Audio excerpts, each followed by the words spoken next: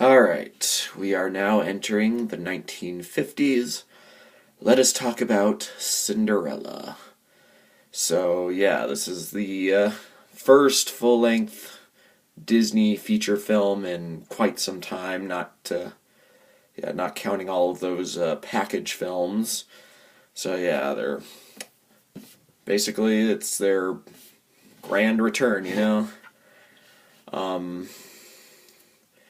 And yeah, it's definitely not my favorite of the Disney movies, but I still think it's a pretty solid little fairy tale, you know. Um, so I mean, the story is you've heard the story a million times by now. There's a couple elements thrown in.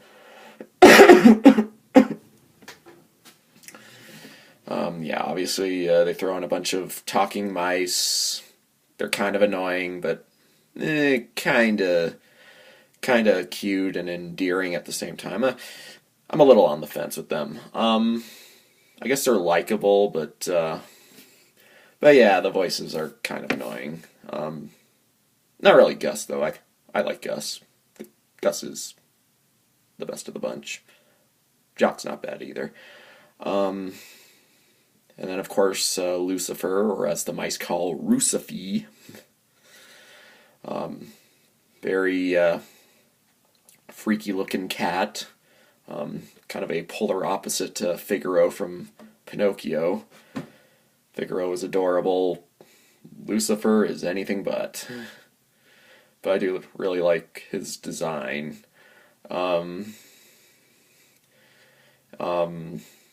Cinderella's bland, but she's not horrible. I'm finding it. I'm kind of having a hard time finding stuff to say about this movie because, you know, it's just, it's the definitive version of Cinderella, I guess. Well, I guess for some people they have some other versions. There's the forgettable remake from just a couple years ago. And then, of course, some people have, that movie Ever After, and, the retellings, the modernizations. But yeah, this is still a good movie.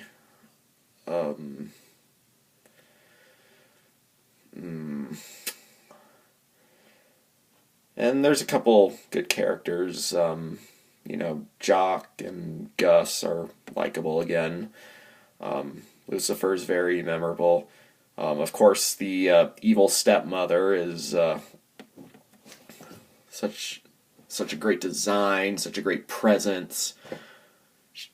I'd say even to this day, she's a very solid villain. Yeah. Yeah, very. The fact that she can be so threatening without, lifting a finger, you know? She's yeah, she could be menacing even when she's just sitting in her bed, stroking her cat. And then the two stepsisters are amusing. They're not amazing or anything, but they make for decent secondary villains. Let me see. The King and the Duke have some of the better scenes. They're both very colorful characters. They got some great slapstick scenes. Very amusing characters. The Prince, even less personality than Cinderella, but it's kind of a step up from the Prince from Snow White because this one's got a little more expression, the scene where he has to bow to all the maidens. You see him roll his eyes and yawn. it's not much, but it's a tiny step forward. I think I think as we move forward in time, the princes will gradually get more interesting. Um, but yeah, I'd say the character that steals the whole movie is the fairy godmother. Um, I just love her. I just love her, like her expressions, her mannerisms. She's got a nice design. Um, One interesting fact about yeah, so she's voiced by Verna Felton. So if you remember from my Dumbo review, she voiced Mrs. Jumbo and what's her name, Matriarch. But yeah, I also bring up all the characters she voices through Disney's movies. Um, and one interesting thing about all the characters she plays in these movies is that they always give them like these cheeks. They look a lot like how the lady herself looks. So it's one of those examples where like the character looks like the voice actor playing them. So yeah, it's an interesting thing to point out. Like every character she voices in these movies, they all have the same cheeks that she does. Like there's like these wrinkle lines. Yeah, I guess you could say they're like giant dimples.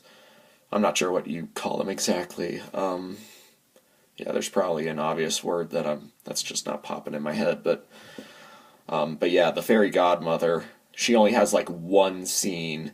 Like she's only on screen for a couple minutes. Just that one scene. She sings a song. You know the song. Um, and she manages to still be like one of Disney's more iconic characters, you know. Um, but yeah, I'd say she's my favorite character in the movie, mostly for like her mannerisms and everything. Like, I like her like silly moments, her quirky. She can act quirky one moment, and then I really like when she also has to like get serious and tell Cinderella, at the stroke of midnight, you need to keep this in mind. Blah blah blah. I just like how they animated her and how they animated her face. She's one of the best animated characters I've seen in these movies so far. Um, so yeah, I'd say she's my favorite character. The stepmother is a very close second, though. Um, I've already said my piece about her, but yeah, and I think it is mostly like the characters that help make the movie.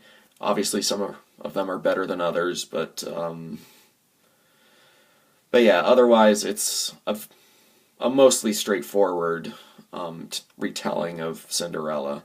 Obviously, they throw in all the stuff with the mice, all the shenanigans they get into with Rusifi. Um,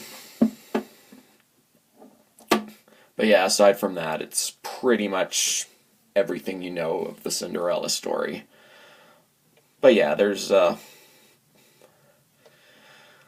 yeah, I like it. It's not as good as like Snow White, but I think for what it is, it's a good return to form for Disney.